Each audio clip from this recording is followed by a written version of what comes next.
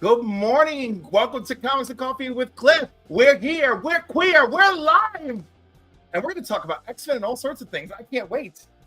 And I've got my beautiful, beautiful coffee. And good morning, Mr. Dayspring from Power of X-Men. Welcome. I'm so Welcome. excited. Can I tell you, I have been so excited for this all week. I messaged you last night once I was done with the work event. And I was like, hey, I'm ready. Like, I want to do this now. How are we going to do it? And you are, God, I love everything about you, Cliff. Oh my God. Are you kidding me? I love everything about you. I'm just like, oh my God, am I going to be able to live up to this? And then I'm like, sorry. Oh, no. I'm sorry to cut you off. No. And I always get so frustrated because we've been to similar events, same cons, and we always miss each other. And I'm right. And I'm like, why? Why were we? No, it was 2 years ago at NYCC. And I'm like, why are we 200 feet away from each other in this video? I'm like, and you didn't see my tall ass? I'm like, you are riding a giant bisexual super beast and you can't see my tall ass in the crowd? Gosh, and you are. I'm like, damn you, New York Comic Con. And you are so handsome. Like, I probably would have looked at you with like heart eyes and everything. I'm It's the online oblivious. filters. It's the online filters. I know, I doubt it, but I'm oblivious to everything. Those cons, everything. Like, I was not a big con person until I started doing Power of X-Men. I've only done historically New York Comic Con and San Diego. But now since you go to all these cons now, I feel that like you're always like looking around and it's always such a sea of people, you know? It is. But you gotta work in some smaller cons. A, they need our support, right? And B, I think you can just. I mean, in all of them, you will see your buddies, and it's really great. But I think in the smaller cons, you can enjoy the moment more. Yeah, right? I agree with that. And Like a Holiday Inn like lobby situation, right? Well, that's super small, but don't think I won't do that shit because I absolutely do. Look at the prompting for Heroes Con. Look at that. Stop it. First of all, we should do Heroes Con. Secondly, my favorite memory is a Holiday Inn one. Where I found the 2-pack for the Wonder Twins, the DC figures that they did. I loved it so much. Oh shit, I can only imagine. One that I went to, so Albany Comic Con used to be at the, oh my God, the name of the hotel changed like 16 times. At one point it was the Knights Inn. Like that's how sad and desperate they were getting. And I love that because there's still so many people I see up in Albany as a result. And now they do it at the Polonese club, which is the Polish club, right? Yeah. And which I have a whole story about that too that I tell people all the time, and people don't get. People hear my life experience stories are like deep and emotional for me, and some people get it, and some people just think that's an anecdote, and it doesn't serve or add value to a particular cause that I'm upset about or passionate about, right? So, but anyhow, the Albany Comic Con, love it. I see Ron Marsler all the time, great. I ran into Scott Liddell once, and then he came down here for a show, and I got to interview. Oh my God, like Scott has been through so much, and I'm like, when is his redemption arc over?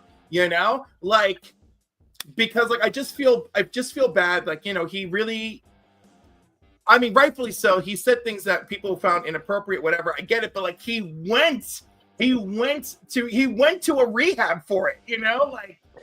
And he owned up to it, and he apologized, and he resigned from his books. And of course, actions are actions, and we will never excuse actions. But he apologized. He went to rehab. He withdrew. He has such a great insight onto the X books. He created Generation X, which we are obsessed with. Oh my God! By the way, did the Hasbro stream yesterday? Husk, a Marvel Legends Husk. I cannot believe it, but I have been so giddy about that all day. But Age of Apocalypse Gambit? Am I alone in this?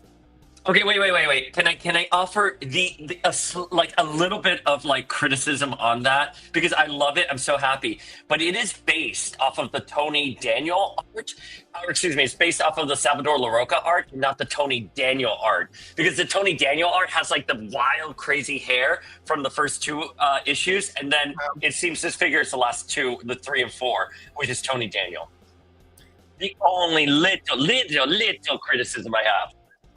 I mean, I loved all 4 issues so much, and although it was jarring as a young man watching it switch from one to the other, I loved them both. I'm giving Salvador Larroca or Tony Daniel any day of the week. I love them both.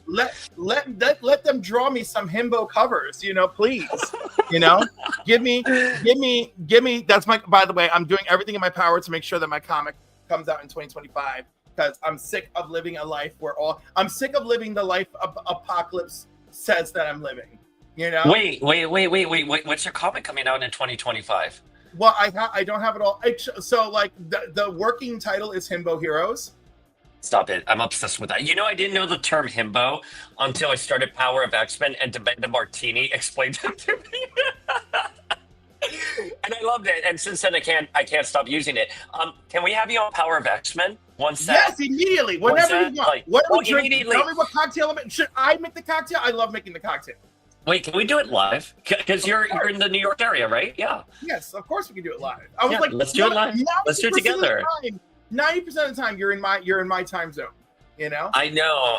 Gosh, listen, I have been following you for years, and it's so funny. I was telling my husband that I was going to be on your show today, and he's here like, I love Cliff.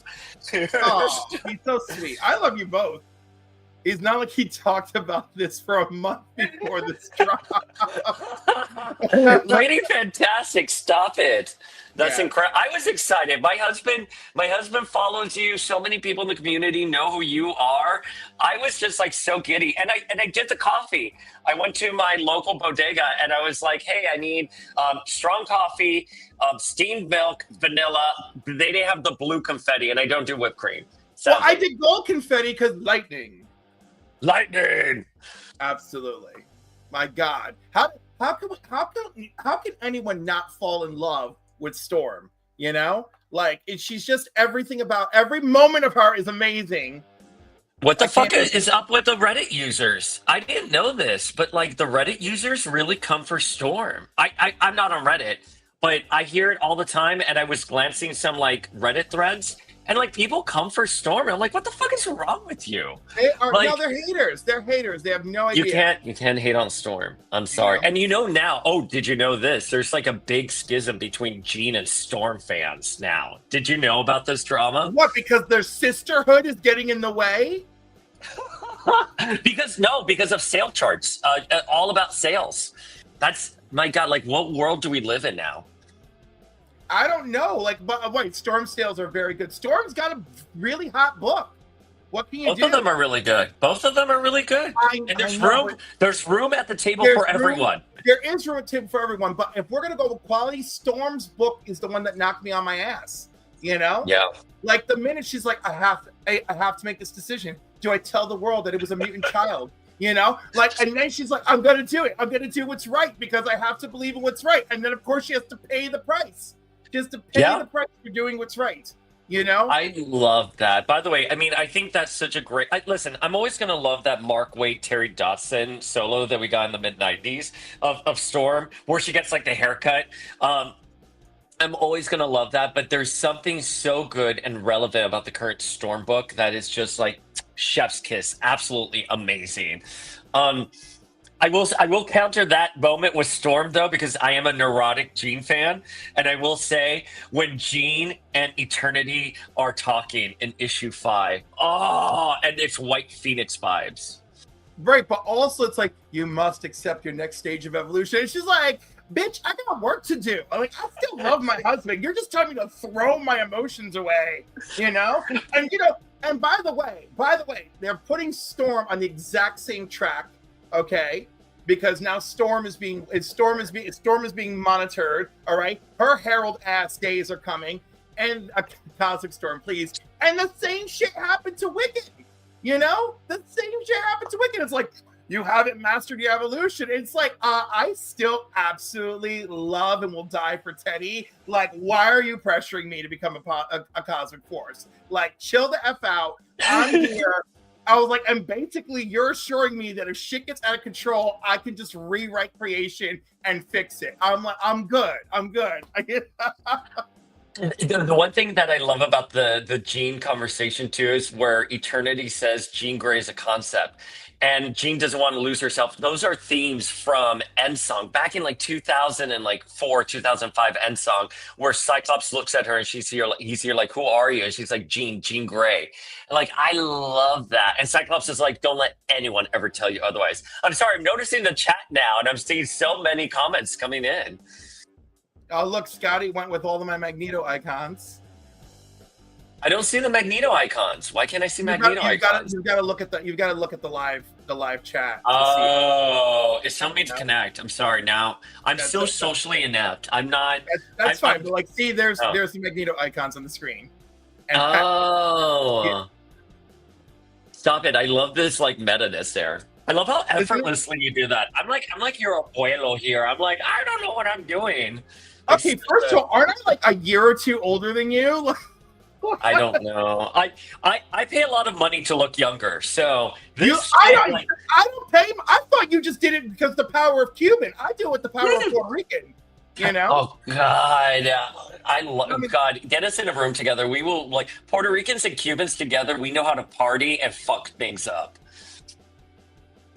We fought a war together, and then we were distant. Then we became estranged. But we fought a war together. We got matching flags. All right, nothing says love like matching freaking flags. That's true. It's just one color that differentiates us on those flags.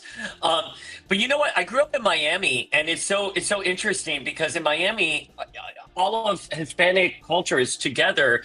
Cubans, Puerto Ricans, Mexicans. We're all in the same, like on Calle Ocho and everything. So.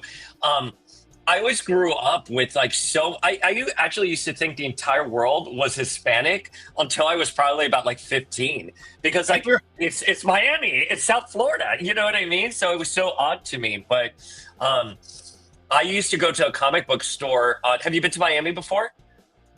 Once, and I was disappointed with Gloria Estefan's restaurant. I was devastated.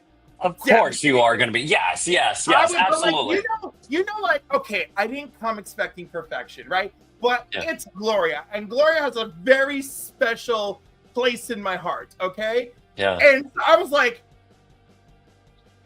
I mean, even I could make better ropa vieja. And I was like, and I am not Cuban at all. I was like, come on.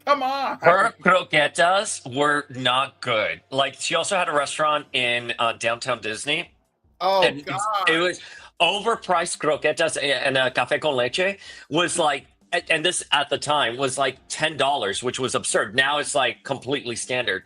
But my cousin is good friends with her son, and he has a drive-through, like a movie drive-through in Miami, and they play like all these vintage movies. But the reason why I asked if you had been to Miami ever was because we don't have a really big comic book scene down there. Oh, and my so God. Growing up, I had to go on Calle Ocho with like my abuela and my primos, and we would go to Line Drive Beeper and Comics. And so it was like a beeper store, and then in the back it was a comic book store, and you could get the Fleer Ultras and like whatever issues were pumping that week. Like in the back, in shame. You know, but also because it's Miami and we're all crazy Cubans, and this is during the era of like the cocaine cowboys. Like there would be like a drive-by or something, and it was like just so like part of it. Like I'd have my Fleer Ultras, and like there would be a drive-by. My abuela would be like, yeah, and like we'd have to go down, but like whatever. I did no. You had me at cocaine cowboys. like I can't. I don't know if I should say this live. Did you see the Netflix specials? There are 2 Netflix specials. Yeah, I know. It's wild, man. It's my deal. We'll keep him anonymous, but I'm pretty sure he was friends with Giselle. I would more than certain. I mean, like, and that just makes me love him a little bit more. I mean, she was awful human being. My uncle's not too far from that, but it was just Miami was a special time in like the 80s. Yeah. Miami was a special time in the 80s and the 90s, and to be a comic book collector during that era, again, it was very multicultural. And I've said this before on the podcast. That's why something like Gambit, like oh my gosh, forgetting his name, the writer's name, but the Lee Weeks Gambit, the artist, picking it up and seeing New Orleans through that lens when I was just this Cuban kid in Miami, had never left South Florida, it just transported me. And the X-Men just since day one have just been so relevant and transformative for me. Absolutely. Growing up with primos who are ride or die is the best. I mean, it's true. And like one of my most absolutely controversial like stories growing up is all about family and racist neighbor. It's like, wait, what? Tell me. Okay, so my cousin Edwin is very brown, right? And my brother's best friend at the time, Will, very black, right? And they're hanging outside on the front porch and they're listening to music. And we live in a small city, right? But like it's like kind of a township. And of course, we have this stereotypically white Italian racist neighbor. His wife is lovely, but he's over the top, right? And his son went to high school with my sister. So my sister is visiting from Connecticut at the time, and she's upstairs with me and my grandmother, and we're just bullshitting in my grandmother's bedroom. My brother's outside blasting the music, like whatever. It's a Saturday. And then all of a sudden we hear this fighting and screaming, right? And the neighbor came over and Vinny, may he rest in peace, I guess. And so he like came over and like started yelling at them. You guys turn that music, go back where you came from. You're all acting like a bunch of porch monkeys, and forget it, right? It was out of control. So as soon as my sister heard that last line, she ran down the stairs like a football player. And at this point, his son, who is my sister's age, is outside. And my sister runs out the front door, and I'm watching from the window upstairs with my grandmother, and we see my sister leap off the porch, grab his son, and punch him on the way down to the ground. And I'm like, this is the most epic moment. And then my grandmother has the baston, right? So she has the four prong. Right? So my grandmother starts going down there, and I'm like, what is happening? My job was to guard her. I couldn't even guard her. She pushed me out of the way and said, stay safe, and then went downstairs, started screaming, started swinging that thing from the porch. And I'm like, oh my God. When abuela gets into the fight, all bets are off. Like my abuela, she used to have like chancleta, right? Like they all do. They come equipped. Like that, and she'd be like that, like la chancleta, she's coming for you and everything. So like when me and my primos would like fight, like or some not as big as that that you were describing, but when abuela got in, we were like that's it. We were done on that. But it's fantastic because like so anyhow, in my family, you didn't even have to have kids because like my godmother Titi, she never had kids. It didn't matter. I don't know if the power of being a godmother does it, but the minute you turn 55, not only do you have a chancleta, you know how to throw it, you know how to make it bounce off the wall, you know how to do the boomerang move. It just comes to you. And and as I'm approaching 50, like, and being a gay uncle, I'm wondering if the power is going to come to me. I wonder if it's going to like happen. Wait, are you approaching 50? I am. Yo, wow. Bitch, you are right behind. Don't go. Oh, wow. You are right behind me. You are right. No. Well, so first of all, no. I didn't know how old you were. So I just assumed you were being nice. Like you were in your 30s and you thought I was like around you. You are, look, I mean, the Puerto Rican genes, bro. Like, I'm sorry. Like, I fucking love. You look so great. I just turned, so my birthday was 2 days ago. I turned 41. And it's like I've noticed little things like I can't see in the dark anymore, and I have no patience. And it's the upgrade you get when you're 40, 41. Hey, MJ, it literally you just give zero fucks that upgrade you get. It's interesting. Yeah, you see, I'm gonna agree. I thought you were a lot younger too. By the way, Eddie is a fine older gentleman because I just saw him at CliffsCon, which, by the way, what an experience to meet other Cliffs, I got there. Like, the first time I heard about CliffsCon was like last March, right? Mm-hmm. And I'm like, I'm sorry, who the fuck is Cliff? And how dare he have a show? So he's now Clifford 1 because he is a Clifford and he was born before me. Yeah. I'm Clifford 2, and at CliffsCon, I met Clifford number 3, who's a teacher. He's younger than me, so he's number 3. So, you know, as I'm on my road to approaching 46, I wonder about these things. But yeah, when I went to CliffsCon, it was so funny. And Eddie is like a good-looking older dude, you know? Like, he's still in shape. He's chasing after his grandkids. You know, that kind of retirement where you're not retired because you're chasing after your children and grandchildren. You know? Eddie, slide into our DMs. Yeah, no, he doesn't need to. By the way, he's got a very good-looking wife. He is well taken care of.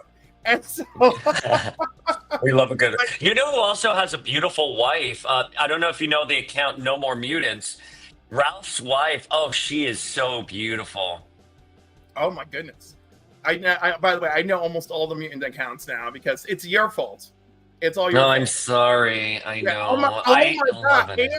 And the unnecessary, well, sometimes necessary and sometimes unnecessary cosplay drama. I'm like, first of all, I got away from my group of cosplayers and their drama, and then I start following your folks, and I'm invited to your cosplay drama. So thank you. Oh my God! Can I tell you?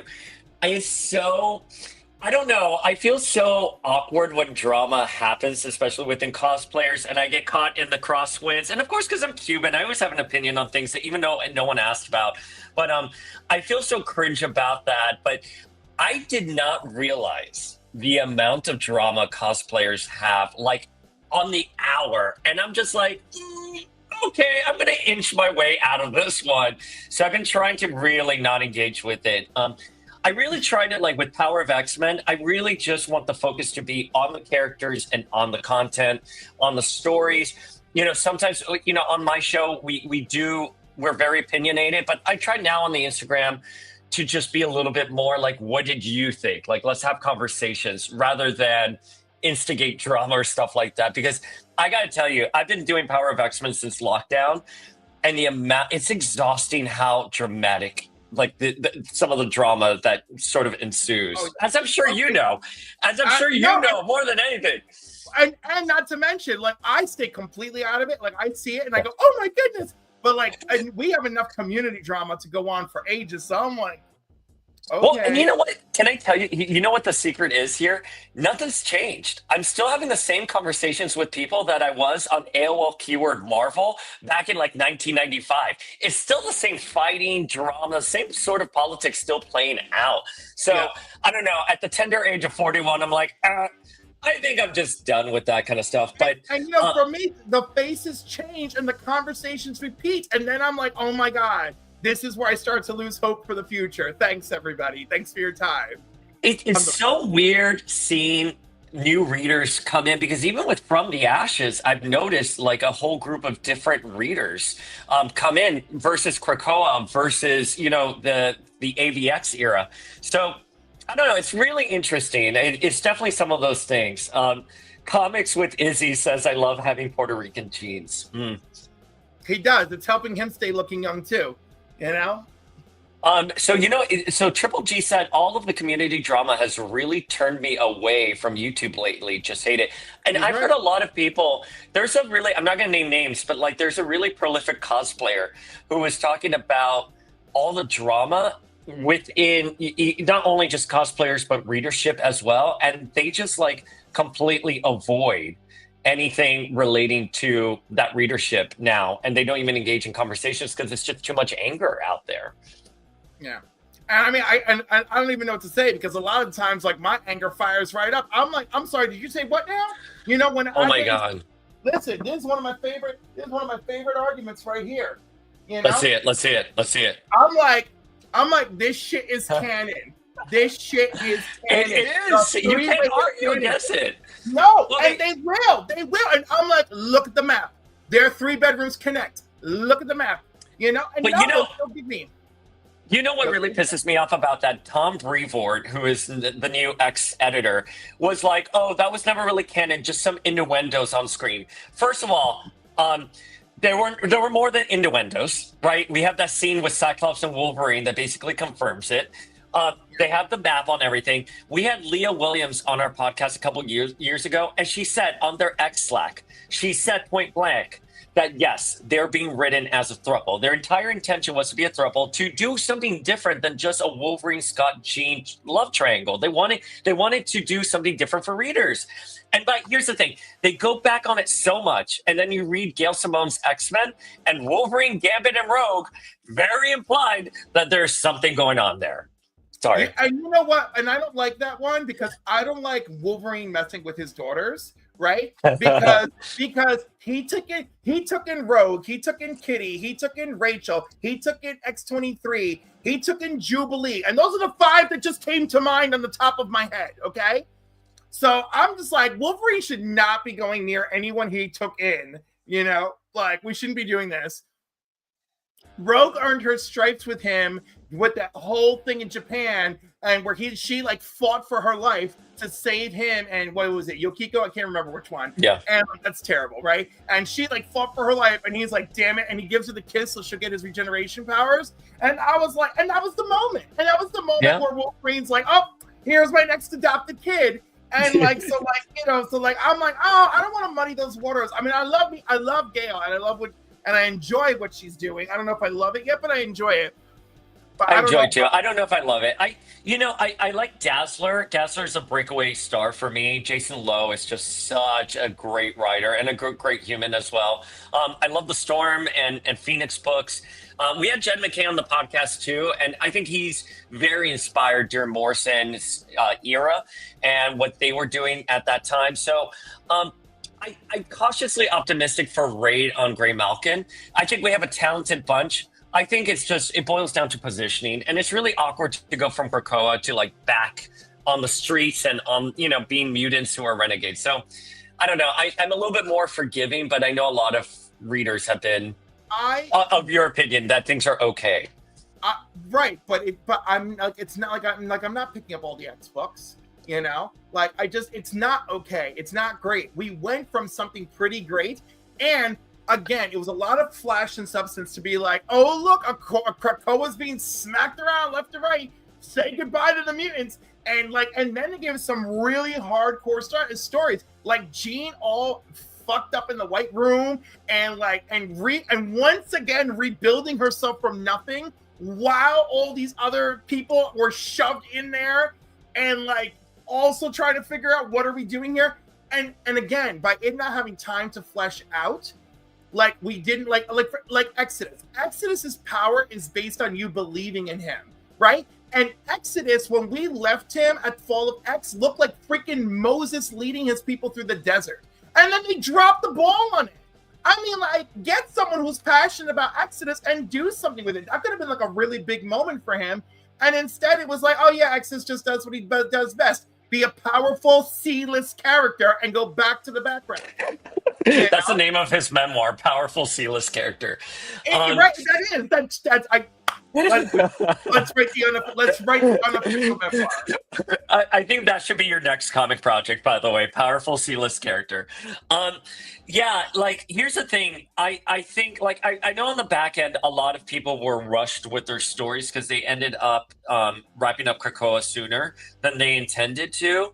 It's really unfortunate, and I know they were going back and forth on how they were going to handle the end of Krakoa up until like Fall of the House of X published. I mean, I think even those first issues went down, and they still hadn't had their ending yet.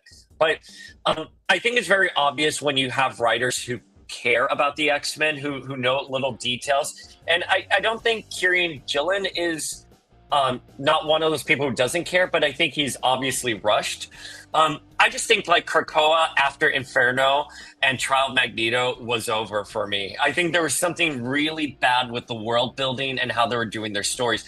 I'm surprised that they did such a hard reboot for the X-Men. I don't know why Krakoa just wouldn't be your new status quo going forward, given how well it was received. They just needed to tell better stories for it, in my opinion. My idea for Krakoa would have been, hey, we tried something, it didn't work, it actually made us vulnerable, right? Yeah. So we will now use Krakoa as the hub, and we will now re-engage with the world, and these are the points that we will work on. You know, we will bring the school back. You know, we will have a new academy over in Chicago. We'll have one in LA, and you know, and stuff like NYX. It's like, okay, these kids are doing their thing, but they're still in touch with the X-Men, right? So when they encounter kids on the street in the city, they can go, look, if you want to go to the academy, we'll help you. If you need to get out of this bad situation because you don't feel safe, we can help you, you know? Yeah. It was just so interesting because Hickman approached the X-Men with this like Tolkien-esque perspective, which is like the mutants have their own agency, their own language. And Yes. there was a podcast out there that said they went up to Hickman with some Krakoan language, and Hickman allegedly, this is all alleged, said something like, "Oh, I don't know how to read that," and that kind of like broke my heart because I was like, "Wow, if Hickman isn't even like engaged with this, that's going to translate into everything." And I felt like the world building with Krakoa became extremely flimsy, and it made it hard to tell like really good stories. But someone said, "Cliff, take a deep breath." Yeah. But I think like there were some really great like gems there. Krakoa was such a great concept. I wish it would have just stuck around. I wish they would have thrown in the towel. The problem was not the concept of Krakoa. It was just the stories that were being told. It's true. I want to answer Triple G's question because I don't even know the answer. Where is Cannonball? Cannonball, well, where is he at the end? He was in space. He was with the Shi'ar Guard. He has a son, a child. I don't think we've seen him in From the Ashes. So he's just currently MIA. We just talked about this on the show. We don't know where he's at right now. I think he was mentioned. He was mentioned in, did you read The Astonishing X-Men with the Generation X reunion? Paige goes back home and Lucinda, I'm forgetting her name. Mama Guthrie asked Paige about Cannonball, and she's here like, "Oh, he just can't come right now." So that's the only update we have on Sam right now. It's nice to see Mama Guthrie. You know what I love? Like when it was Sam, when he was a teenager, became a mutant, and it was such a queer story too. My parents tossed me aside. They don't love me. They just sent me to this academy. And then all his brothers and sisters are mutants. And then like the parents are like, it's like, our children are mutants and we're proud. Like it's like, bitch, y'all only know how to give birth to mutants. Y'all just give birth to mutants left and right. You know? Yeah. It's like my friend from college, Bobby. Everybody in his family was gay. Bobby was gay. His brother was gay. Same with mine. Lesbian. Everybody's just gay. It's like, what are you gonna do? Yeah, my younger brother is gay. My sis, I don't talk to my sister, but I think she's LGBTQIA plus identifying. It's and I have gay cousins everywhere. Lady Fantastic, thank you. I'm a massive Cliff fan as well, and I'm so excited to be here. I'm having so much fun. But in terms of the Guthries, I believe Apocalypse during the Krakoan age mentions how like ripe the Guthrie genome is for the mutant X gene. So you would more power think to that them. Sinister would have gone after them sooner, right? Like Agreed. no one takes Sinister seriously enough. Like Sinister should be at all times trying to swipe DNA. You know, like oh, Iceman is secretly an Omega level mutant. Let's do that. Which of course, thankfully, Cena Grace took care of that. But like the Guthrie DNA pool is really good. You should just see him over. You should just have him in the lab. Be like, I got this one and this one and this. I have a whole collection, you know. But instead, no, he's just obsessed with Cyclops and Jean, as we all are, but for different reasons. So Triple G Comics said they dropped the whole Sam as an external thing, right? Odd storyline. So that was one of the things with the Hellfire Gala this last year. Dazzler and Sam were killed. Dazzler is supposed to be unkillable, and Sam is supposed to be an external and like immortal, essentially. I think they lightly touched upon it in Dead X-Men, but like again, it's those little finite details that like us X fans were attuned to, and all you need to do in today's world is go on Wikipedia and you sort of know these things with the characters. But Sam, question mark as to where he is right now, but he is alive and well. And Sam is only completely impervious when he's using his powers. But the problem is, at the moment he's murdered, he's using his powers. His powers, yes. That's the entire point. He was like powered up. So like I just don't. And then of course Dazzler, she's supposed to like recompose her body from light. You know? Yes, and she just doesn't die, and that's been a question mark for the character. And Cannonball, as far back as I'm horrible with issue numbers, but when it was him versus Gladiator, and Gladiator went to go land a punch on Sam, and he couldn't because Sam was when he's powered up. That's it. All bets are off. So yeah. And I yeah, love that too, because Gladiator's power is based on his confidence to defeat you. You know, yeah.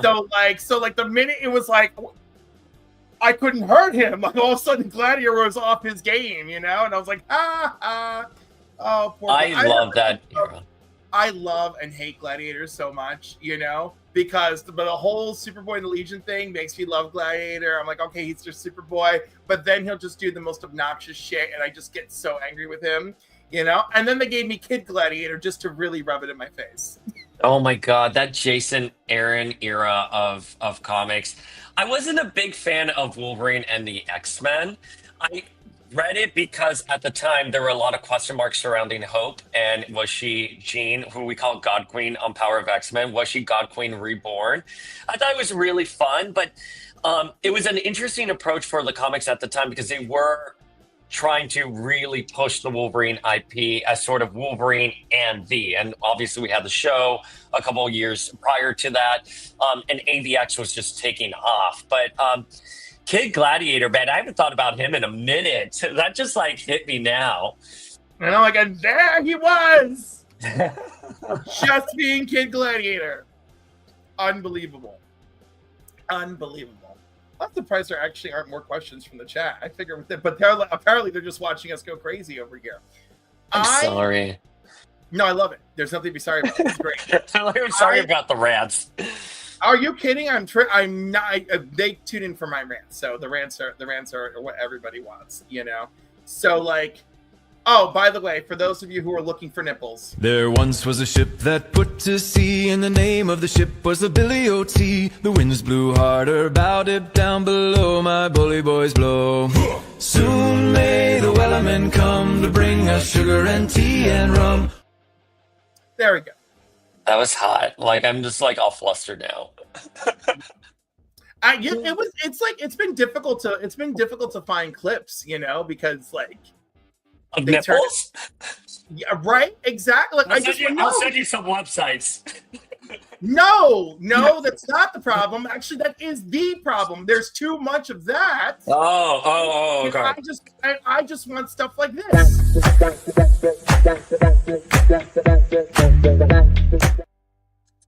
That is just, I love that. So hot. Yeah, I love Reno. That clip is called Reno on the Pole, and it's just very fitting. And before he goes and does more pole work, so like last night I was pre-recording another show, and someone brought up the movie Chillerama, and you know Chillerama is like this dude who's closing his drive-in theater, and he picks his 4 favorite movies to be the final movies, and one of them is I Was a Teenage Werebear, and in it is Sean Paul Lockhart, right? Who of course we know from the Cobra docudrama movie, right? And so they did a promotional thing on eBay for Chillerama, and one of the things was you could get a still from the movie with Sean Paul in his red underwear, and eBay attacked the production and saying that he's too excited in that underwear in the promotional photo that you got with the online purchase. And I discovered this last night. I was very upset about it. Very upset. That's so odd. Why would eBay? I feel like I've seen worse on eBay than someone. Yeah, this just it's usual. I feel like this is just them coming after us all the time. You know, it's like, oh look, it's Titty Rama. Oh, no one said nothing about Titty Rama. Titty Rama's okay. Breasts are natural. Breasts give milk, right? But you know, he's a little too erect in those tighty reddies, and ooh. I'm trying to look up the story or the situation here because that's absurd to me. It's so funny. I googled Sean Paul, and it's giving me. Wait! Oh my god! Oh my god! Yeah! Oh my god! I did not know his other alias is Brett. I'm forgetting the last name. Brett Corrigan. Yes. Brett Corrigan. I saw him at the Out 100 back in like 2008, 2009. I'm this years old, like realizing they're the same person. Absolutely. I'm such a moron sometimes. Anyway, slay. Slay. Slay. My husband was obsessed with him back in the day. Like everybody was, you know. He's like this big. He's like 5'3". He's like very short. He's don't get me started on my short queens. I love my short queens, you know. Like I'm all about big surprises and small packages. Like that is my jam. I love that. The only thing that's disappointing is small surprises in a small package. That can be very very disheartening. Very disheartening. Who else did I met? Oh my God! I can't. Oh, this sucks. Garenas, something Garenas. He did a lot of work for Michaels. What's his name? Oh my God! All the names are out the window. All the names are in there. Yeah, you know that Russian dude who like made his own studio and you know he was like a lawyer. Then he came here to be a model. Then they told him he was too short to be a model, and he's like, "Screw you all! I'm gonna make tons of porn." You think with description like that, like the name would just come naturally, you know? I don't know. I'm not too like. I used to work at Out and the Advocate. And we used to obviously were into the gay like porn scene in New York at the time, especially with, oh my God, what was the name of that? Brandon Voss used to be the editor for like the pub. Was it Hustle? Hustler? Oh yeah. Whatever was the free rag that they gave out at the bars. But it was Hustle. We partied with a lot of like gay porn stars, and Aiden Shaw, who obviously inspired the name of the character on Sex and the City, is this beautiful older silver daddy. And we published his memoir back in the day. And I gotta tell you, those gents, they live fast, man. Like, and people know them. Oh, and speaking of knowing, I went out. Oh, is that him? Michael Lucas? Oh, yes. Lucas, yeah, it's like Lucas Studios. Look, yeah, like the whole thing is escaping me, and I'm just like, whatever. I'm like, it'll come to me. I'll tell you, I didn't really know. But again, like it's been so many years since I've been removed from that like subculture and scene. I just go to the websites now. That's it. But I don't keep up with them. Although one of my favorite, Bryce, I'm forgetting his name. He died recently. I was really sad about that. He was my favorite, sort of like my favorite one to sort of like follow around and see what he was doing. It's so absurd. Yeah. I still love to follow around Thyle Knox. Like, and of course he's Canadian. Like there's a whole bunch of white dudes, and I'm like, oh my God. And I'm like, of course they're Canadian. Like all the white dudes are like they're Canadian. I guess Canadian. I don't know what it is, you know? Oh my God, look at Phil's tree how butts are butts. Butts are butts. Yeah. All right. So I don't know if I know this about you. Can I ask you a couple questions? Sure, go for it. Okay. What is your favorite like X-Men like run ever? Like if you had to pick an era. Oh my God. I don't know if it's so I grew up with Claremont Jim Lee. So like that era is imprinted on me, like burned into my soul. So Agreed. Like I will never deny how special that is to me. Right. And plus, for whatever we could say, that X-Men #1, the X-Men Blue Team and Gold Team coming together against Magneto, like he gave us everything, yeah, you know. And I love it, and I just love the Blue Team, like chilling in the danger room, being like, and again, we were defeated and we almost died. Like, what are we gonna do when we go up there? I guess we'll find out next issue. Like, love that shit. So that's heavily imprinted on me. But outside of that, I have such an obsession with the original Inferno. You know? Yeah. Oh, it's so good. I love the fact that all the mutant teams in their book, they think they're the problem. And I love that. Love that. They're like, oh no, if we hadn't done this, we wouldn't have unleashed hell on Earth. Oh no, if we hadn't done this. Like, it's amazing. We did the original Inferno for our book club maybe years ago, and there's some people, I'm shocked that some people have never read it in its entirety. But we had Ann Nesenti on the podcast, and we were talking about like some of the political commentary that she had at the time. And I didn't know this. Anne was really heavily influenced by corporate raiders at the time, and how they kind of come in and they destroy. Like that's sort of the premise for Mojo and Longshot.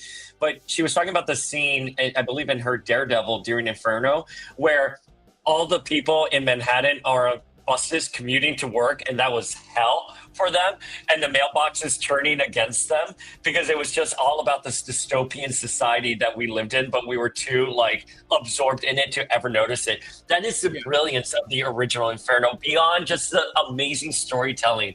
And Maddie like holding baby Cable, I was like, oh, I'm gonna sacrifice him. Triple G, I love Age of Apocalypse. The amount of love we have for Age of Apocalypse on this podcast, we were covering it for a while. Gambit and the Externals. Oh, look at that! That's Alpha. Oh, and you have the chrome cover. They don't do chrome covers anymore because it's so expensive. It breaks my heart. It's ridiculous. But yet they'll give us foil covers day and freaking night. Day and night they'll give us foil covers. That's true. That's true. I'm curious in the chat, what are your favorite X-Men stories as well? But Age of Apocalypse, I read it as it was like coming out, and we were legitimately confused. And I think this is why a lot of us are stuck in that era of storytelling, was because of the discoverability. That like we didn't have Wikipedia. We had UncannyXmen.net, which I love UncannyXmen.net so much, but we sort of had to like go out and source the information and be like little archaeologists and get like I tell this all the time. The only thing I knew about magma until probably 2005 was whatever I had on a little Fleer Ultra card, and whatever I could read on UncannyXmen.net. Other than that, you didn't know anything. So it made a lot of the stuff like precious.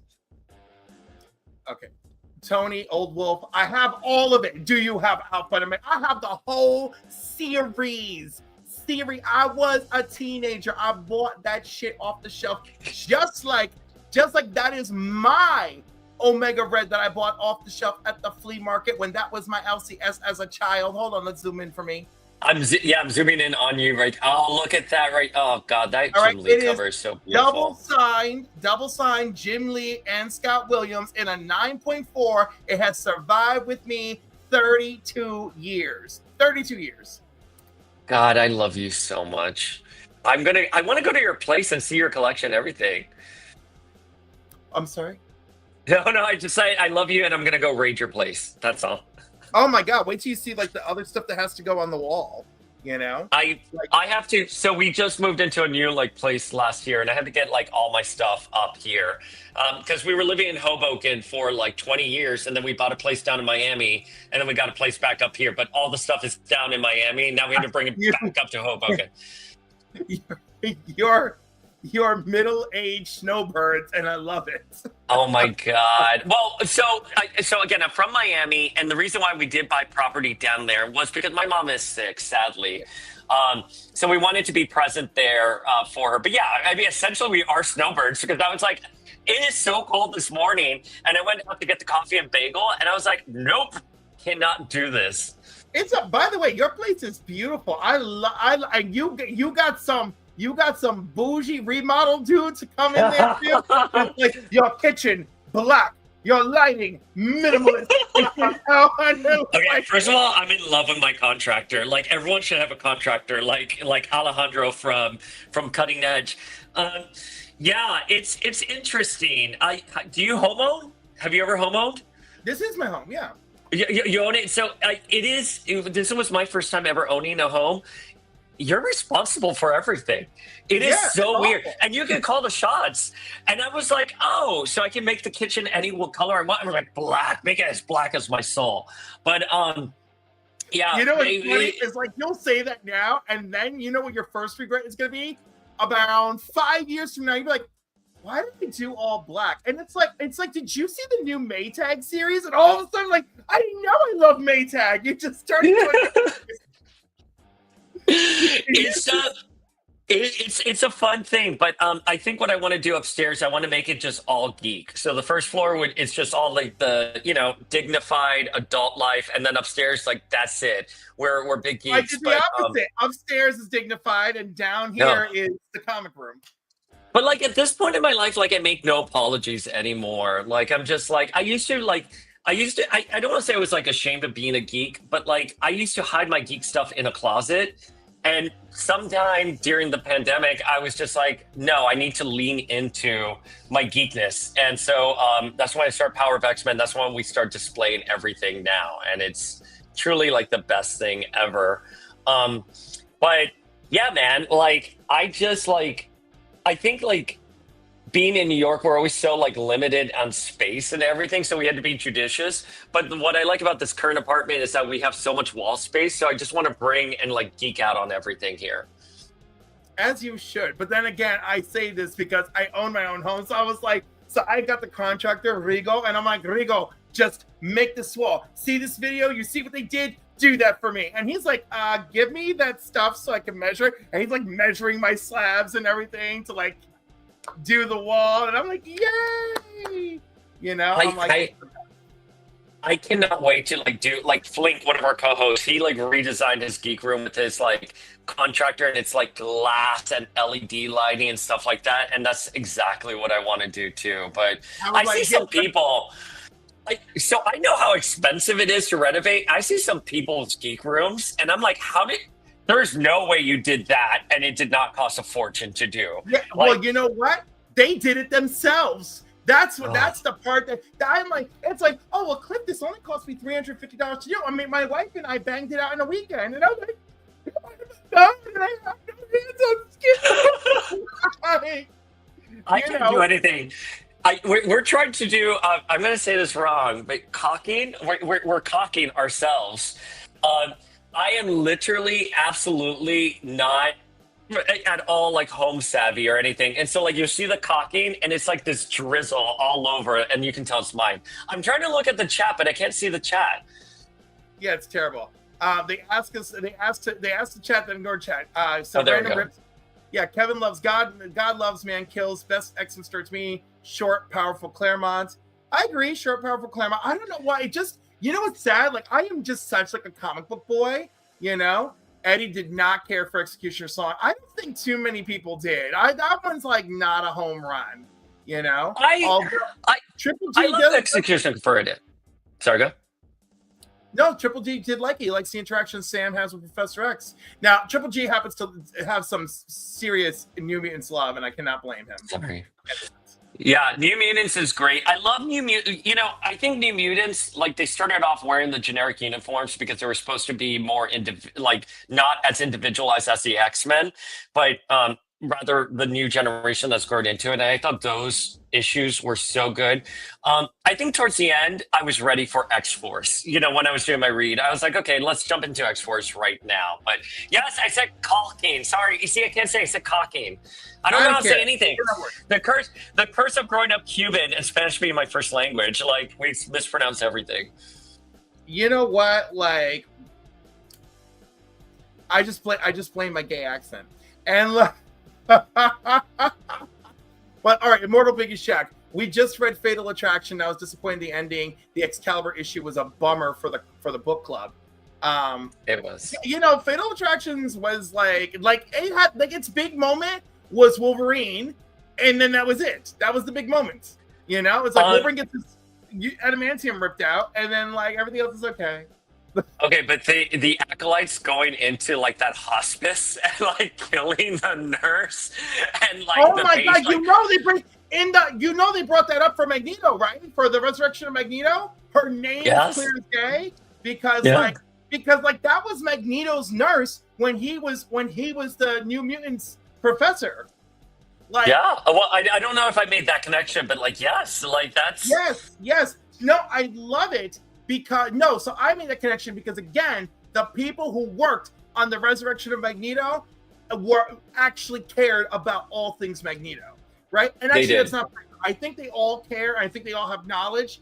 But you're right. I think because they're rushed and there's editorial things that we do not know about, I'm sure there were things came up.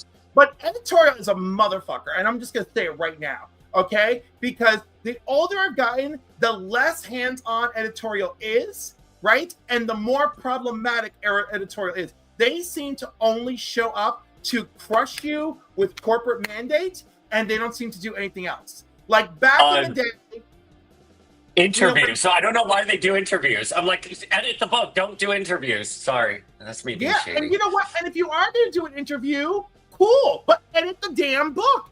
Louise Simonson edited the fuck out of New Mutants. All right? Yeah. She sat there, she read the issue, she said, great. At least she freaking read it. You know? No notes, guys. Great job. Publish it. Louise Simonson is the one who told Bob McLeod, no, don't take a break from New Mutants. I think you don't realize what you're missing out on. Nah, Gail, it's okay. I'll take a break. He told me in an interview, he's like, worst mistake I ever made. He goes, those New Mutant checks were the best checks I ever got. You know, like, not Gail, Louise. Oh my God, what am I saying? Yeah. No, I got what you were saying. I don't know. Like, I think like I feel like the last great X-Men editor we had was Mike Martz, which was during the new X-Men Morrison era. And then I believe he came very briefly during like at the beginning or sort of around X-Men Legacy and Messiah Complex. But like since then, like I like Jordan D. White. He had a Sailor Moon podcast called Sailor Business. And that's sort of how I was introduced to him first. And we've had him on the podcast. Great guy, very great guy. But I don't know. I don't think it was a strong editorial hand. And I think you need a strong editorial hand for the X-Men. And Brevoort just seems like the biggest mismatch with the X-Men. You know? And I think Nick Lowe, who was before, well, there was someone else. Oh my God, I'm totally forgetting who was before Jordan D. White. But Nick Lowe was obviously editing the X-Men for some time there. I think he's a much better fit for Spider-Man. Also, they switch these people around like every other week. Like, you know. Like, well, I just think like I think it's a new editor. I mean, like, I understand it's an ongoing, you know, I think it's really unfair to think that every writer could sort of know all the history of the X-Men. I think that's a very unfair ask. However, I think the editors that are employed by Marvel should be little X-Men historians themselves, or at least 24-hour access to like the handbook team, and them always having to constantly fact check everything, because some mistakes do happen, and you're kind of like, man, that's a bummer. And why do the fans? I don't like it when fans know more than the creatives. And there was, I'm not going to name the name of the writer, but I was at a con in the last few years, and one of the writers was there, and the writer clearly did not know anything about X-Men at all, and they were writing one of the bigger books, and I was just like, I was like, not an issue with their quality of writing, but like, I don't like me being a fan knowing more than you, the talent. So I think it's unfair to ask that of the writers, but I think you should at least be equipped with like the good editors and stuff like that, if that makes sense. Of course it makes sense. It was nice to meet you, Eddie. Eddie chasing his grandchildren, very dapper James Bond with a beautiful wife. Yeah, no, he's right. She's always off screen. Like he had to like sneak me a photo at he had to like sneak me a photo at the con. And Eddie won something from the Council of Comics, right? Like months ago. And so in it, I put my selection of books for Eddie in this box. Right? And he gave it back to me at CliffsCon, full of comics, because he knew I was collecting Marvel Team Up and the Defenders this year. So it's a box of Marvel Team Up and Defenders. I thought. I love that. It's so sweet. So like, so appreciative. I can't stop talking about it. I loved CliffsCon. I love meeting other Cliffs. It was so great. So shout out to Eddie from the Batcave. Love him so much. Actually, I want to show you Eddie. Show me Eddie. Random, thank you so much. Yeah, I've been trying to like, I don't really focus too much on YouTube. We were predominantly Instagram and podcasts, but yeah, we've had a huge spike on the Power of X-Men YouTube, and we're almost at 2K. So I'm excited for that one.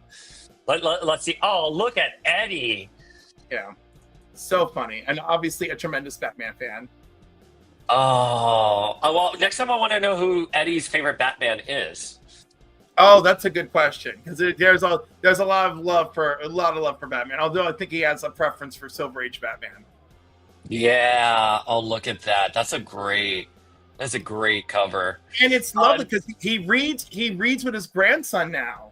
So like, and so Oh, like when his grandson shows a lot of appreciation for something, right? Like if his grandson's like, "Oh my God, Spider-Man Kraven is like so amazing," he'll like go into his collection and like give him Kraven's Last Hunt and blow his mind, and be like, "I'm passing this down to you," like, and so I'll be like, "Oh," so I'm just like, this is the sweetest thing ever. Like, I'm like, I don't know who's getting my comics when I pass, but I really gotta make a list. And like, I need a generation. I love Shazam. I always wondered that too. I was gonna get that. Sorry, go. No, that's okay. Yeah, right. I was like, you better start picking out friends, family members. You better pick it out now. But I saw someone mention Shazam, so I gotta show this off for a hot second. Oh, look at that. And Yeah. I got it for pennies on the dollar.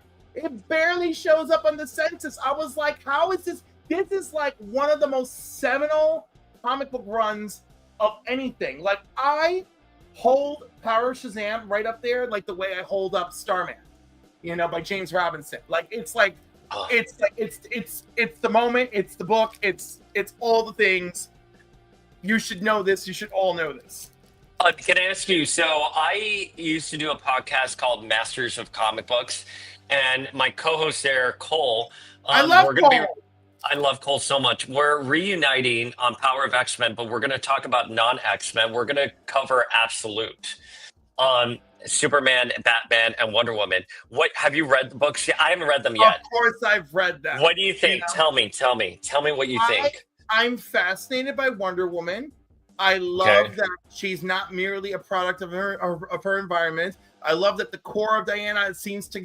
I like how the book demonstrated that the core of Diana comes from within. Yeah. Whereas other things fail to demonstrate me. Like Man of Steel implies the movie Man of Steel implies the core of Clark comes from within, which I don't like because Clark really is like his mom pop Henson, right? Yeah. Like, get him there, I need to spend time with Brother John. I love you some Brother John. Thank you, Digger Jim. And I love Digger Jim too. Oh my God, Amanda, don't get me started. So they know Amanda Waller's my trigger because everything they've done to Amanda Waller in recent years, I hate it. It's awful. It just infuriates me, And love Wonder Woman and Batman, not sold on Superman. Yeah, I love Wonder Woman and Superman. I'm not sold on Batman because I'm sorry, y'all live under Batman hypnosis, And like, I mean, he took out the ears and they were knives and like what the big bulky ass bat symbol is the top of the. You are Batman, not X-Man. What is like the cape does all that? Like, what is this? Like, no, you're not Dr. Octopus as Spider-Man. Like, what is happening? Like, it's just like and the garbage mobile Batmobile, like, oh my Lord, I cannot. So anyhow, Diana being raised I'm by obsessed with you.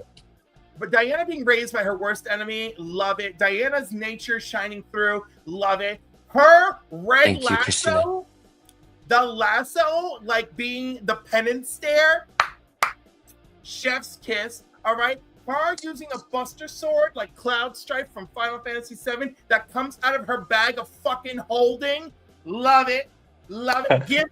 Give my bitch a bag of holding. If she's gonna be part witch, let it happen. Just let it happen. This is a Dungeons and Dragons adventure for Wonder Woman. Let it happen. Bag of holding, Buster Sword. Let her have her moment. Go for it, baby. Go for it. Okay. We need to record this and put it on Cole like when we record because he's gonna love this. Oh my god. All right, so let's mark it the 1 hour and 3rd minute. That's it. That's what we're marking it. We need to have you on Power of X-Men. I feel that like I'm just gonna give you like contentious like X-Men like topics and let you just go at it. Like Emma versus Jean, go for it. Oh my God, Jean all day. One bitch mastered the Phoenix Force and the other one got blasted by her lover. How does that work? How does that work? if Emma was so freaking smart, she would have been like, this motherfucker's coming for me. And we get more powerful every time one of them goes down. Armor up, Emma, going to Phoenix Diamond form and beat the fuck out of Scott. What were you doing? What were you doing? Is Scott's dick that good, Emma? Is it that good? Because apparently it's that good. Even Wolverine likes it. Apparently it's that good. He took them all down. All down. God, terrible. Anyhow, Gene, I love you so much. Listen, I'm a crazy Jean fan, first and foremost. I'm a God Queen stan. The way I always sort of measured Phoenix Endsong in particular, not ABX, but Phoenix Endsong, was that Jean and Scott had moved on past each other, and Emma was right for Scott, and there was genuine love there, but never at the level that Jean was. And that's why we saw her with the diamond form and him having to blast her and him being like, oh, you're so cold. But like at the end, she would give her life for Scott. And for someone like Emma, that was tremendous character growth. In terms of like power sets, still give her life for Scott. I think she still. I agree. In terms of power sets, Jean, without a doubt, is more powerful. But I would say that Emma is a bit more skilled. That's how I've sort of always like seen the two. Because Emma, everyone forgets, Emma learned her powers, how to control powers, from Astrid Bloom from her original series. And we haven't seen Astrid Bloom ever since Emma's series in the early aughts. So, anyways. I appreciate where you're coming from. I don't give two shits, but I appreciate where you're coming from. Because Jean is my bitch. Jean was like, oh my God, I was in Oblivion and then I reconstructed myself. And I'm like, well, there you go. There you go. You want to talk about skill? Skill is the bitch reconstructed herself. That's true.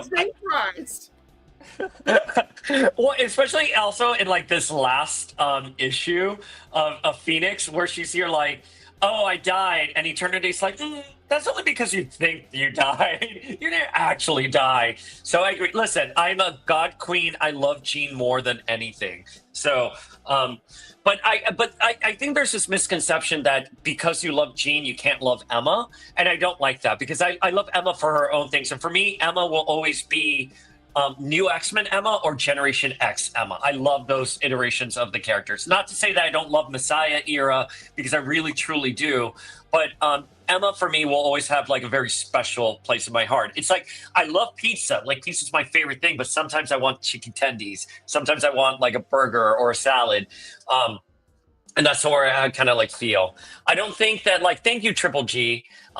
Thank you guys so much for the shout out on that. I really do want to focus more on YouTube stuff. And obviously you're a huge inspiration, Cliff, on this. So thank you for having me. I don't know how. I mean, like, but thank you. Like, I just show up here.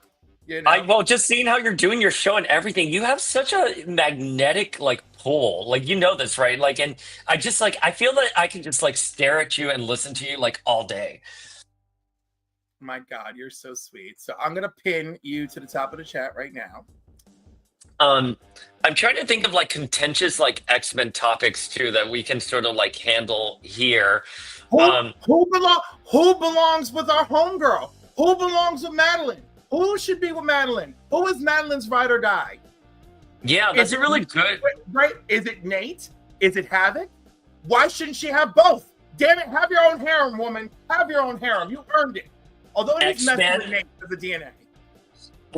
I have so many feels on that. X-Men 25, where Jean and Maddie reunite after Inferno, and Maddie looks at Jean and she's here like, are you worried what this means for your marriage with Scott? Well, don't worry, sister. Been there, done that, and his little brother too. I was like, ooh, Maddie. I love not Generation, Mutant X. Maddie, with him in the other universe, so good. Yeah, I think that, to me, when I think of Maddie, that relationship and baby Scotty, I love that. But that's obviously a different version of Maddie. The thing with Nate, so we know that Jeff Loeb originally did not include Maddie in that pitch. That was Bob Harris who wanted Maddie in the X-Men series, because Jeff Loeb's original pitch for it was that Nate would be dead within 21 issues. And it was heavily inspired by the MTV show at the time, 21 and Dead. So Maddie being shoehorned in there was sort of a last minute decision.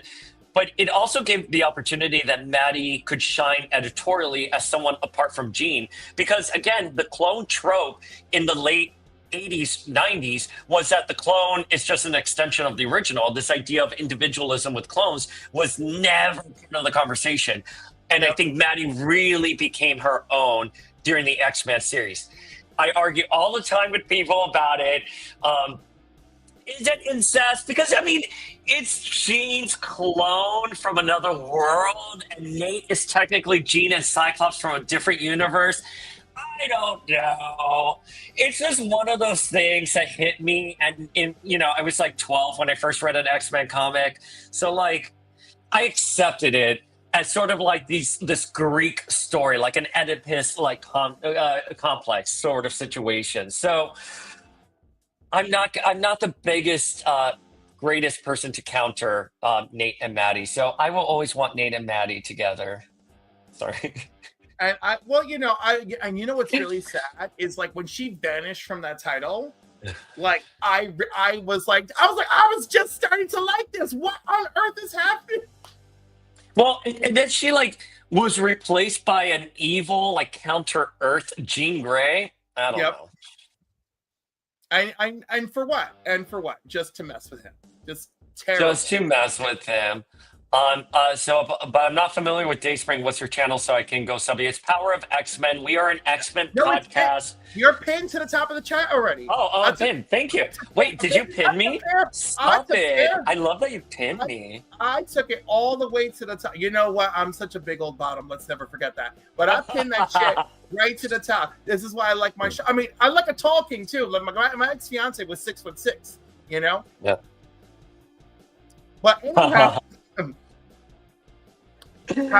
I'm trying to be like all cool over here, and it's like my Blanche Devereaux just comes falling out. No, you are cool. You're like OG cool. Like you make me so happy to be like an X-Men fan, and I just love these kinds of conversations because like it's really hard to talk to like everyday people about X-Men stuff because like a lot of people just like they know Wolverine, they know Storm, they grew up on the 92 like So when I started Power of X-Men, I started meeting people like you and having conversations.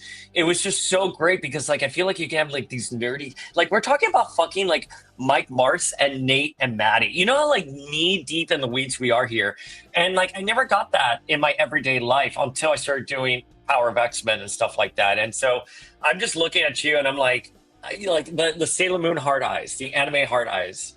You know, it's so funny because like I feel like this community reminds me how lucky I am because I got to have the conversations and the arguments and everything at the comic book store a lot, right? Yeah. Especially my current LCS has I've been friends with the owner for 22 years, right? Which is your local comic book store? Alternaverse Comics in Hyde Park, New York, where we're hosting our 15th annual toy drive this year. Let me assure you, everybody. Hold on, let me go pull something up real quick. Let me go shine a light. Let me go shine a light on that toy drive this year. Let me go whip that up. Let's see it.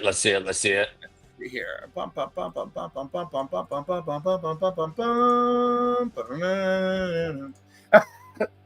All right, there it is. Alternaverse in Hyde Park, New York. It's going to be Saturday, December 14th. It's a week from today, 12 p.m. to 5 p.m. We have Joe Sinnott's family will be there. Ryan G. Brown will be there with his turtle covers. Christian St. Pierre will be there.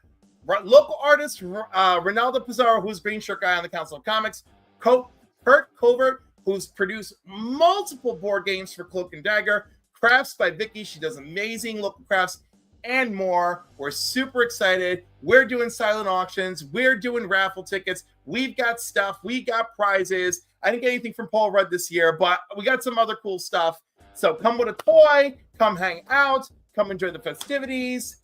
15 years. 15 years. And that's insane. Oh, I'm so excited for you. I'm excited. Like, it's so, do you want to know? Oh my God, it's so weird. So my father died in 2007, right? And sorry. Like it is 2024. Like, yes, thank you that we're sorry, but like I had time. I have had my grieving time. I mean, I still get sad, but you know what I mean, right? Like we all have our process. But There's an origin story here. All right. So we were taking turns. Me and my brother and my sister were like taking turns, like sleeping in my mom's bedroom, right? So that she wouldn't be alone the first few nights. So on my night, I decide I'm going to watch Bravo, and a Kathy Griffin My Life on the D-List marathon is running, right? And one of the episodes is her toy drive, right? And I'm obsessed because she's got the Marines there. She's rushing. What's it? Ray, whatever from Everybody Loves Raymond, rushing him through the house, getting him to say hello to people and take pictures. You know, he's like, 15 minutes, Kathy. I can only be there 15 minutes. And she's like, I had him for an hour 45. And I just love that, right? I love Kathy. I love her. So then after that, she does the thing with, thank you for Christina. She posted the Alternaverse link in the chat. So after that, the episode where her father dies of congestive heart failure is airing. And my mom, sits up in bed and she goes, how are we watching this? How did your father just die of congestive heart failure and we're watching this episode? Like, my mom was like, kind of like, she's like, it's not every day that people just talk about congestive heart failure, you know? So she was in it, and then we watched that episode and we're crying. But that evening stayed in my mind, as did the toy drive. And I was like, you know, what does it take to like get some Marines to show up at the comic book shop? You know, like, what do we got to do? So I did year one. Year one kind of sucked, but we got a bunch of toys and we had one Marine. And year two, it snowed all over us, but we did a little bit better even with the snow. And year 10, I said, wow, I've really done a lot. Maybe I don't need to keep this going. And those volunteers were like, no, we've lost so much. You can't do this. IBM doesn't support us anymore. Toys R Us is gone. You have to keep going. So years 11 through 14 were born, and now we're in our 15th year, and it's crazy. And last year, we got some stuff from Paul Rudd because we knew someone working on his property because he owns a place out here, and he has a candy store up in Rhinebeck, which is also not far from here. And so this guy was working on his property, and we gave him a bunch of Ant-Man stuff that we never saw again, right? And he came back with a bunch of Ant-Man stuff from Paul Rudd that was signed. The Ant-Man Marvel exclusive helmet, every movie poster from the original Ant-Man, all of them signed by Paul Rudd. The owner of my store won one of those auctions. It's actually hanging in the store, so that's really neat. And we had a great time last year. And then this year, we're looking forward to stuff. We got some slabs for silent auction. We got some stuff to raffle. We got some really cool things. I'm excited. I've been talking about this too much. I'm very proud. And if anyone wants to send anything directly to the comic book store, you just write Cliff, Toys for Tots, care of Alternaverse, blah, blah, blah, blah, blah. Follow the rest of the link and, follow the rest of the address from the link and just send it. We already got a few boxes that are just sitting there with my name on it, so I'm very excited about that. And it's wonderful. Do you know what my day job is? I'm an auctioneer. I'm a benefit auctioneer. Oh, I know what your day job. I've seen the gavel and everything. I was like, oh, right here. Look at that. You got the gavel it's a big gavel, right? If you need help next year, we could do a live auction and we could do something fun if you have good lots. So, but I'm sure you have everything completely lock in key at this point. But right now, this is why we have a silent auction, is because I don't have an auctioneer. Well, if you need an auctioneer, I'm happy to donate my services. I will let you know. Think about it next year. You got to keep in mind the comic book store is big for a comic book store, but still a small space in. We'll have fun. General, but I love our store so much. If you ever watch the Council of Comics videos, you just see us all over the store having our conversations, doing our books, and just all that shit. And it's so nice and you do take things for granted because I'll have people randomly watching in the live stream who are like, oh my God, it's so great that you guys have that in your store. And a lot of them will tell me they go into the store, they see the owner, they chit chat with the owner, buy their books, leave, and there's zero interaction otherwise, Yeah. No one says hi. I'm in there, I'm hugging people, saying hello. We're doing a Secret Santa. I bought something for every member of the Council of Comics this year because I felt bad I didn't have anything last year, but I did make pasteles, so I'm not I'm not a monster. Oh my God. I made pastels this year. My first batch of pasteles are terrible. Like, not like, oh my God, I want to die. Let's throw them out. Let's burn them. But like, they are subpar. Like, and I'm heartbroken. Have you ever made anything and you're just like, oh my God, how did I fail? How did I fail? What? I'm not a cook, and you know, my abuelas, my abuela Yaya, my abuela Nudi would be so sad to see how inept I am with everything. But during lockdown, and even before lockdown, I was sort of making my own food at home. Like I would do like a pad see and stuff like that. And it's really hard. I make cowboy burgers once, and I've never like made that kind of meat before. You know, like just getting raw beef and like putting in like the seasoning. And it was terrible. It was so bad. I know. I just like, that's how I remember it. I know. Okay. Rule number one, as a fellow gay man, if you don't know how to work meat with your hands, you need to go back. You need to go back to square one. Listen, I'm good with other meats, but like that, like beef, like doing that, I just couldn't do it. You're not. No. All this makes you want to do is show up with a cart of meats at your apartment and just start cooking and just be like, all right, we're gonna start with ropa vieja. Let's go. You can show up with meat at my apartment anytime, Cliff. Oh my God! And hopefully, and if I'm lucky, I'll show up with Brett too, and you know that we can all have a really good time. But like, I should find out what he's doing. I'm like, Brett, what are you up to? What's going on? You know? I listen. We're huge fans. Like, yeah. I mean, cooking was one of those things that just like it kind of evaded me growing up, and I'm so like inept when it comes to that. Good morning, Aaron. Thank you for pinning me, Cliff. But look at John's comments. Look at John's comments. Wait, let's see, John. Stop me. Stop. I love John. John is coming for your tracks there. John's the best. Yeah. John was one of the people who wrote to me and was like super excited for this. You know? Oh, well, I'm so excited being here with you. And John is one of my fellow friends who's victim of the what do you call it, the cosplay wars, you know? And he's like, oh my God, did you see this crap? I was like, yes, people are monsters. It's great. Yeah, and we can be even a little bit more shadier about it. Like a lot of people just like post things like TMI about situations that are happening with like cosplay drama. And I'm just like, holy shit. This goes on for a while. And like, by the way, and there are different pockets all over the country, all over the world. I hear about it. Everyone gives me this tea. And I'm just like, my mouth just like is agape with it. And I'll be in like situations. I did a con last year and I had the best time ever. I thought this was like one of the best cons I've ever been to. And someone came to me later and they're like, did you know about all of this? I was like, completely went over like my head on that. Yeah, you're like, I was having a gay old time. Like, I don't understand. Well, I'm also gay old time. And I'm always drunk at cons. I don't know if you're like this. Like, I'm not doing this sober. Like, give me a vodka on the rocks and I'm just drinking. And like, we like to be like on the floor asking people. It's just like, I think the world is really awful. And this should just be fun. That is my philosophy. It should just be fun.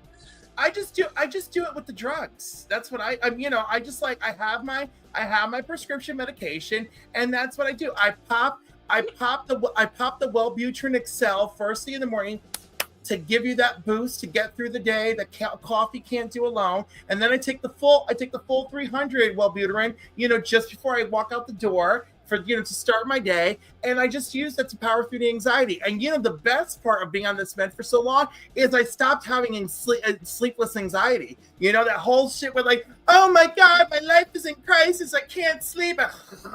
It's great. It's great. I hit the bed and I'm like, my life is shit. See you in the morning. And it's, you know, it's great. Like I sleep better. I'm more rested, you know. I'm still not perfect, but like, you know, now I can still be upset and cry and process my emotions, but I don't take it with me. Now, Lexapro, that hot little bitch, all right? That one has like a little touch of insomnia as the side effect. So once in a blue moon, I'll get up to pee at 3 o'clock in the morning, and then I'm laying there. I'm like, are you fucking kidding me? I can't sleep. Are you fucking kidding me? I'm like, I haven't had this in ages. You came back for me. You came for me, Lexapro. You did this because I'm trying to just be a happier, more content person in the shit show of my life. And you want to do this to me, Lexapro? That is the worst. Being up in the middle of the night, like with your thoughts and that. You know what the remedy I do? I read comic books. That's just all like I do. Like I just go on the Unlimited app and I'll just like choose a random thing. And thankfully I can go back to, I had a hard time during lockdown sleeping. I had bad insomnia during lockdown. But I think within like the last year and a half, I've been able to sleep pretty soundly. But I hate that. I hate waking up to pee because first of all, I am a chronic peer because all I do is drink vodka and coffee. That's all I have in my system. So I'm constantly peeing. But like waking up at 3 and like you can't go back to bed, that's like the worst feeling ever. John says comic community drama is much tamer than the cosplay stuff usually. I agree on that. I agree. Yeah. Although I will say that like I think very like passionate fans, like MCU Wanda fans, like can be really into. And listen, I love Wanda in the MCU. I'm a huge Elizabeth Olsen stan, so I've been there too. But there are a lot of like intense conversations happening that I don't think we were having maybe like 10, 15 years ago. And that comes with like good and like bad stuff as well. But I think when people cross that line and they make it personal, that's where it just becomes a little.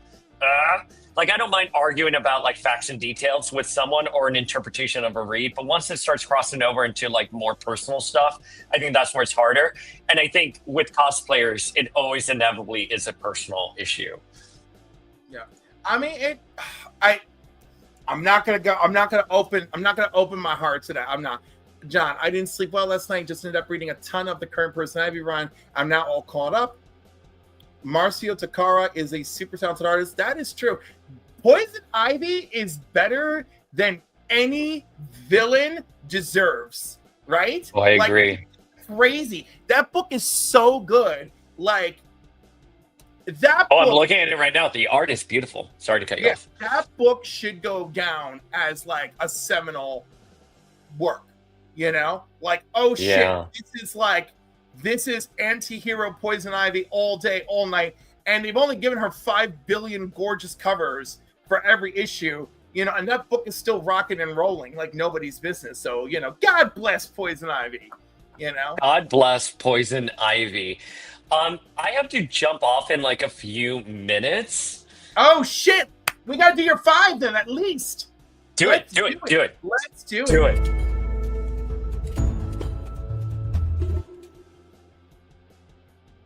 I love how you were ready for that. You're so good.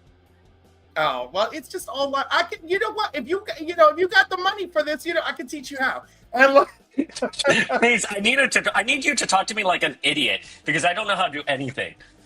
Oh my God! Don't worry, I'm kind of there with you. I mismanaged a whole bunch of money and it gave me really good toys. I mean, like that's the lesson here. That's the lesson. All right. So per the rules, you brought 5 books. Actually, did you bring a Pussy Buster too? No, I didn't bring anything, but I have things within reach. All right, so 5 books, theme of your choice. All right? Okay.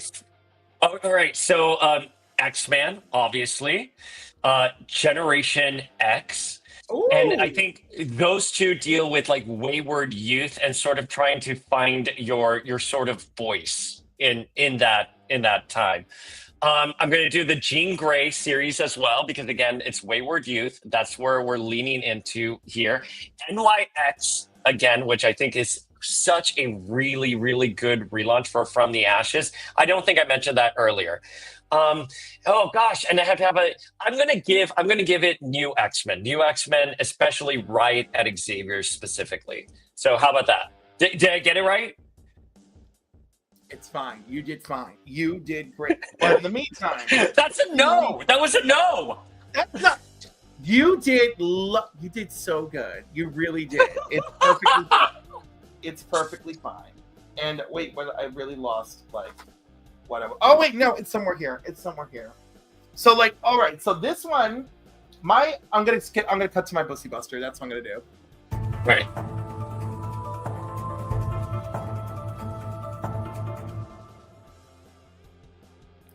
So my Bussy Buster, I'm not even keeping this book.